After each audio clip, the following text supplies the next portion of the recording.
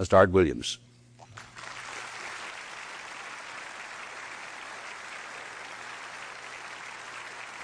Thank you. Thank you, Jerry. And I tell you, I don't know if I've been this nervous in a long time. This is the most intimidating thing that I think's ever happened to me. An old dumb South Georgia football coach speaking to a bunch of TV personalities like many of you, many great evangelists in the audience, and who put me between Falwell and Swaggart on the same night just totally blows me away. But I'll try to give it my best shot. I was asked to talk to you about how to win in business. I think it's a good subject for you to think about because I believe business in America is in a crisis situation today. All you have to do is read the paper and every month see our trade deficit, and it's just a very depressing situation. And to speak to you about how to win in business, there's a lot of obvious things I could talk about. You first have to find a need. You've got to fill a need for a consumer out there. You've got to have a market. You've got to have somebody to sell your product or your service to. You've got to, if you really want to get big and win big, you've got to have a uniqueness. There's got to be something a little bit different from you than all the competition out there. But by far the most important thing you've got to have to win in business in these United States today is a very unique kind of mental toughness. I believe the difference in winning and losing in the free enterprise system is so small, it's almost too scary to talk about. You can do 99% of the things right in business, and yet if you don't possess what I call that winning edge, that mental toughness, folks, it's impossible to win. I believe the thinking in corporate America has been screwed up over these last 20 or 25 years, and I believe this screwed up kind of thinking started in our big liberal universities today. I believe a college degree in business from most universities today is not worth the paper it's written on. I just had a son graduate from the University of Georgia a few months ago. The reason I think that is because most of these professors in most of these universities today hadn't got enough common sense to get in out of the rain. They don't have any idea what it takes to win out there in the real world. They deal in a bunch of theory. These people have tried to fill up corporate America with this kind of thinking. These are the special people. If you're born rich, if you're born on the right side of the track, they rule you, the privileged class in America. If you're born poor from an average, ordinary background like I came from, they say you're supposed to give up all your big dreams and all your big ambitions and all your big hope. If you have a high IQ, they rule you brilliant. If you have an average IQ like me, they say you ought to drive a truck or be a janitor. Well, bull. Hey, that ain't the way. That ain't the way it is, and that ain't the way it ever was. They ain't nobody ever designed a test, nor will they design a test that can measure the heart of a man or a woman. The things that are unique to winning in business in America today are not outside artificial things like IQs, college board scores, college degrees, and stuff like that. The key to winning in these United States is what's inside a person. It's your integrity. It's your people abilities. It's your character. I believe in developing this winning edge. I've got 10 or 12 points that I won't be able to go over with you tonight, but let me just give you a flavor of what I think you got to do to succeed in these United States. Number one, you got to get excited. Folks, I don't believe anybody will ever tell you anything more important than this in winning in these United States. 90+% of winning in anything you try to do in America today, you got to be excited. People in America won't follow or believe in a negative, dull, disillusioned, frustrated, dadgum crybaby. People want people that are positive and excited and enthusiastic and tough. The greatest definition I ever heard, I thought about this 10 million times when I wanted to quit along the way of a winner. This guy said almost everybody in America can stay excited for 2 or 3 months. A few people can stay excited for 2 or 3 years. But a winner will stay excited for 30 years or ever how long it takes to win. Another key to building this winning edge and this mental toughness is you got to become a dreamer again. You know, I'm a Methodist, and we just changed ministers a few weeks ago, and our new minister came in, and the church was just packed. And the first thing he said, well, it looks like everybody came out to see the monkey perform. And the second thing out of his mouth, he said, for a church to be a great church, you got to have a dream. If you don't have a dream, you're dead. And boy, I sat up and I said, man, me and this guy are going to get along good because he knows what he's talking about. See, folks, I believe in order to win, You got to feel good about yourself. When I was coaching football for 7 years back in Georgia, and I had a paddle in my coaching office. It was about this thick and this long. And in the fat end, I had little holes bored in it so you could really get some speed and blister the little butt, you know, when they misbehaved. And I had a rule on my football team that if any kid said, I can't, if any football player heard one of my football players said, I can't, he got to bring him in the coach's office and give him 3 licks. And it took me about a month to get all that thinking out of my players every year, you know, and I'd have football players knock on my door at recess and at lunch and after school. And he said, Coach, he said it. Coach, he said it. And I'd make that kid bend over and I'd give that other kid the board. He'd bust him 3 times. And folks, it didn't take long. You couldn't create a word game to get one of my kids to say, I can't. Bring it home a little bit more personal. When April and little Art were just this little and could understand words, every time they said, I can't, I made them do 3 push-ups. Folks, there ain't nothing you can't do in America if you want to bad enough. Another key in building this winning edge is, folks, you got to stand for something. People in America, the good people in America, are fed up with these dadgum fence sitters and mealy mouths. Corporate America has an especially black eye in business today. Most people in America think you can't find a company. They think you can't find a salesperson that'll tell you like it is and stand behind the word. They think these companies will sell anything, say anything, just to make a sale, just to make a profit. Well, you know what? Folks, if you want to win in the free enterprise system in America today, you got to stand for something.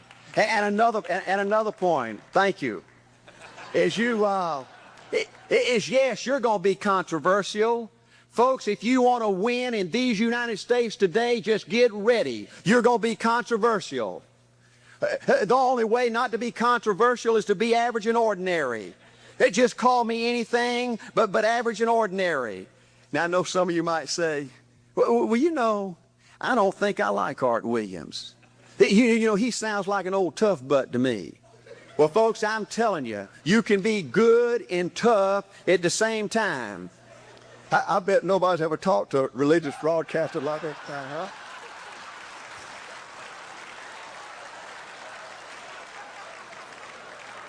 Another key to developing this winning attitude that'll give you a chance to do something great in American business is, folks, you got to make a total commitment to what you're about.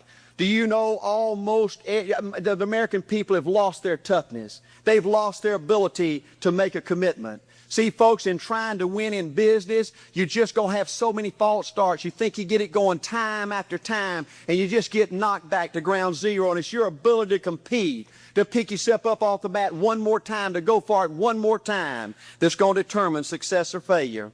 You know, we've got a divorce rate in America some 50% right now.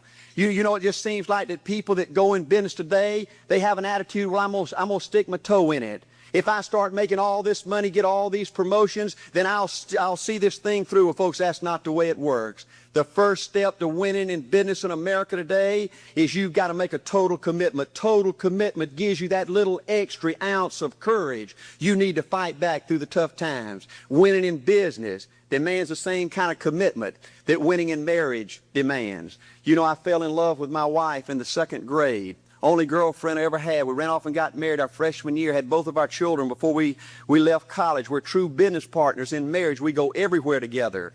I spend more time with her, been married to her 26 years, now I got 2 grandbabies, love her more today than I ever have. But I don't like her all the time. There's a bunch of times every day that I don't like her. You know, I'm a nut about brushing my teeth. You know, if I can get the toothbrush, I'll brush my teeth 4, 5, 6 times a day. And Angela's always forgetting everything, you know. And she always leaves the cap off the toothpaste, you know. And when I go in there to brush my teeth, the cap's off. It's got that hard little crust around the edge. You know, it just burns me more than I can tell you, you know. And I get on Angela's nerves about a lot of things. You know, we were having dinner last week, and every time we get through, Angela kicks me under the table, you know, and gets me back in my room and says, Art, you ain't got no class. You know, I wish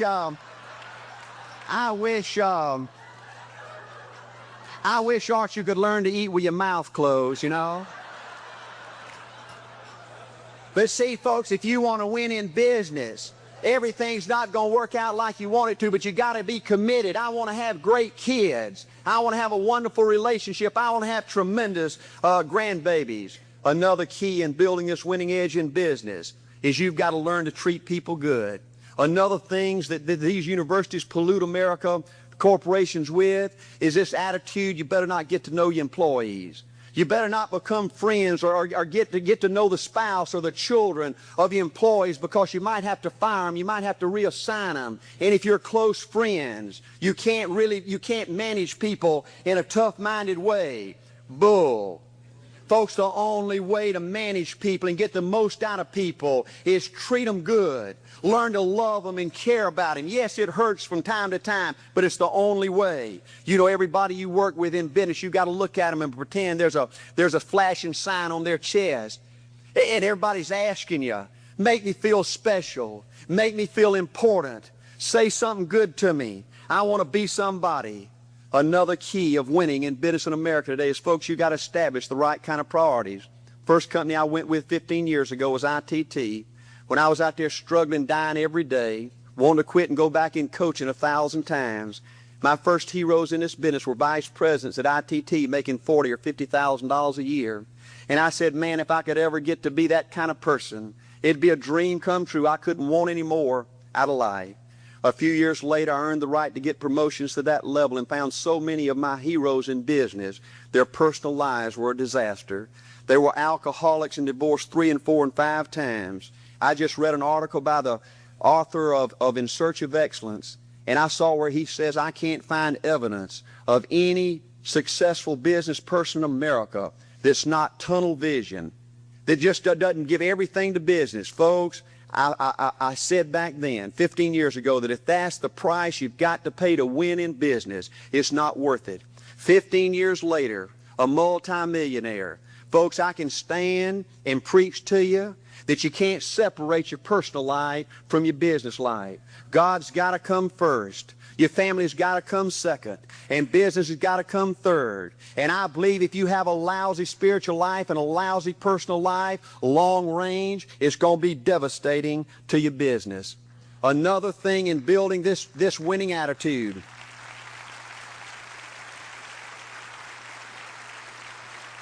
Another thing in building this winning attitude in business. I see tall people make it big in business and short people, dumb people and smart people, fat people and skinny people. But if you cut open the winners in business, I see a heart of a champion. And all these people are competitors and they don't quit. I believe desire and will to win is everything. I don't know why I'm like I am, but my butt's always burning. There's always something say, Art, dadgummit, you're supposed to go for it. Art, dadgummit, you're supposed to be somebody. You're supposed to make a difference with your life. What does the $500,000 a year person do? The $50,000 a year person doesn't do.